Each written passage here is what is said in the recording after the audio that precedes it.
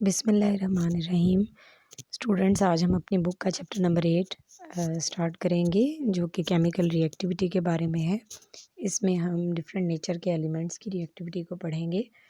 अगर periodic table में broadly speaking elements को उनकी जो है प्रॉपर्टीज़ की बेस पे डिवाइड किया जाए, क्लासिफाई किया जाए, तो हमारे पास 3 मेजर कैटेगरीज बनती हैं: मेटल्स, नॉन मेटल्स और इनकी इन बिटवीन एक कैटेगरी होती है, उसे कहते हैं मेटलॉइड्स।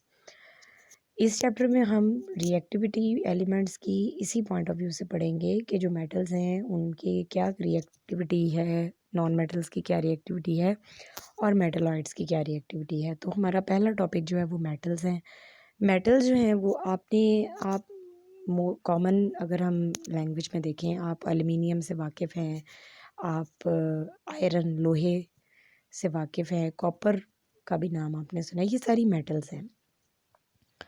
अब मेटल जो होती हैं आपको पता है बहुत शाइनी होती हैं। आप गोल्ड को देख लें, सिल्वर को देख लें, एल्युमिनियम को देख लें, ठीक है। उसके अलावा बहुत हार्ड भी होती हैं मेटल्स। आयरन को देख लें, iron is a very hard metal है, हार्ड मटेरियल है, ठीक है। और इसके अलावा मेटल्स की ख़ास बहुत बात यह है कि उनके यहाँ मेल्टिंग पॉइंट, बॉइलिंग पॉइंट बहुत ज़्यादा होते हैं। और दूसरा, हम उनकी हैमरिंग भी कर सकते हैं, हम उनकी बारीक थिन शीट्स भी बना सकते हैं, ठीक है। आपने चांदी के वर्क देखे होंगे, चांदी भी एक मेटल है और उसके वर्क जो मिठाइयों वगैरह पे लगाए जाते हैं वो बहुत ज़्यादा बारीक होते हैं, ठीक है। सिमिलरली आप जो है वो इनकी बारीक बारीक तारें बना सकते हैं, ठीक है। यानी ये जो तारों में कन्वर्ट करने की और बारीक शीट्स में जो कन्वर्ट होने की कैपेबिलिटी है मेटल्स की, इसको हम कहते हैं मेलिएबिलिटी एंड डक्टिलिटी। ये तो हो गई कुछ फिज़िकल कैरेक्टरिस्टिक्स। अब हमारा कंसर्न जो है वो इनकी केमिकल रिएक्टिविटी से है। केमिकल रिएक्टिविटी का मतलब ये है कि मेटल्स जो हैं वो किस किस्म के केमिकल रिएक्शंस शो करती हैं और इनकी क्या केमिकल प्रॉपर्टीज़ हैं, ठीक है। इनमें सबसे जो मोस्ट इम्पॉर्टेंट कैरेक्टरिस्टिक होता है वो है इलेक्ट्रोपॉजिटिव कैरेक्टर। इलेक्ट्रोपॉजिटिव कैरेक्टर का मतलब है कि अपने ऊपर पॉजिटिव चार्ज एक्वायर करना, एक पॉजिटिव चार्ज ले आना।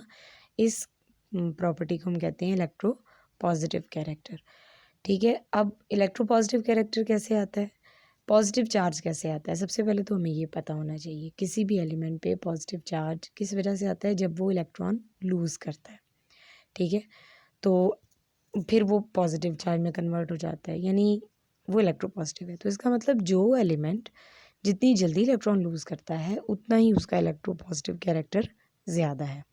अब मेटल्स जितनी भी होती हैं उनके जो वैलेंस इलेक्ट्रॉन्स होते हैं वो लूजली हेल्ड होते हैं और यानी उनके न्यूक्लियस के दरमियान फोर्स ऑफ अट्रैक्शन वीक होने की वजह से वो बहुत जल्दी एटम में से रिमूव हो जाते हैं, मेटल एटम में से। इसी वजह से मेटालिक बॉन्ड भी बनता है, हमने पढ़ा हुआ है ये बॉन्डिंग वाले चैप्टर में। तो अब वो जो मेटल्स हैं इलेक्ट्रॉन बहुत इजीली लूज़ कर देती हैं, जिसकी वजह से they are converted into positive charge, ठीक है। वो पॉजिटिव चार्ज में कन्वर्ट हो जाती हैं और इस प्रॉपर्टी को हम इलेक्ट्रोपॉजिटिव कैरेक्टर कहते हैं, ठीक है। अब मेटल्स की अगर हम इलेक्ट्रोपॉजिटिव कैरेक्टर को देखें तो मेटल्स का जो इलेक्ट्रोपॉजिटिव कैरेक्टर है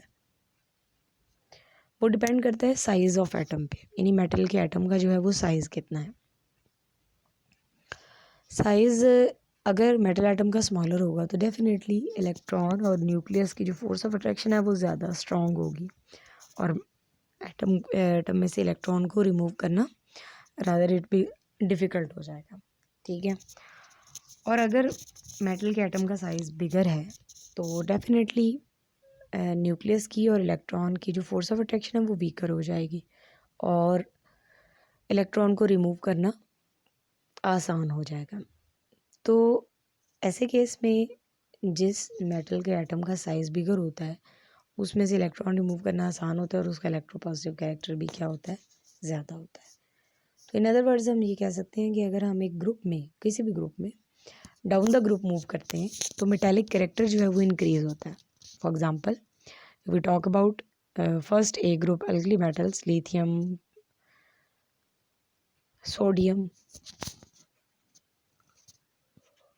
पोटाशियम, रुबिडियम, सीजियम, फ्रांसियम। तो down the group because size increase हो रहा होता है, इसलिए उनका इलेक्ट्रोपॉजिटिव कैरेक्टर भी क्या हो रहा होता है, इंक्रीज़ हो रहा होता है। इसकी एक और एग्जांपल है, जैसे कि हमारा 7th ग्रुप है या 18th ग्रुप से हम कह सकते हैं, जो कि हैलोजन फैमिली कहलाता है, जिसमें फ्लोरीन, क्लोरीन, ब्रोमीन, आयोडीन, एस्टाडीन आती है। इसमें भी down the group size increase होने की वजह से इलेक्ट्रोपॉजिटिव कैरेक्टर या मेटालिक कैरेक्टर बढ़ता है। एक्चुअली इलेक्ट्रोपॉजिटिव कैरेक्टर को हम मेटालिक कैरेक्टर भी कह सकते हैं। तो down the group size increase होने की वजह से मेटालिक कैरेक्टर बढ़ता है। अब इसमें जो अपर मेंबर्स हैं इस ग्रुप के, फ्लोरीन, क्लोरीन, ब्रोमीन, ये तीनों जो हैं वो स्ट्रिक्टली नॉन मेटल्स हैं। लेकिन इस ग्रुप में आयोडीन जो है वो मेटालिक कैरेक्टरिस्टिक रखती है, मतलब उसका इलेक्ट्रोपॉजिटिव कैरेक्टर है तो वो भी इलेक्ट्रोनेगेटिव एलिमेंट ही, लेकिन उसमें साइज़ बिगर होने की वजह से उसमें थोड़ा थोड़ा मेटालिक कैरेक्टर आ जाता है, और इस वजह से उसमें एक मेटालिक लस्टर पाया जाता है। आयोडीन जो होती है वो देखने में बिल्कुल शाइनी, यानी आयोडीन के जो बीड्स होते हैं वो बिल्कुल ऐसे लग रहा होता है जैसे किसी मेटल के बीड्स हैं।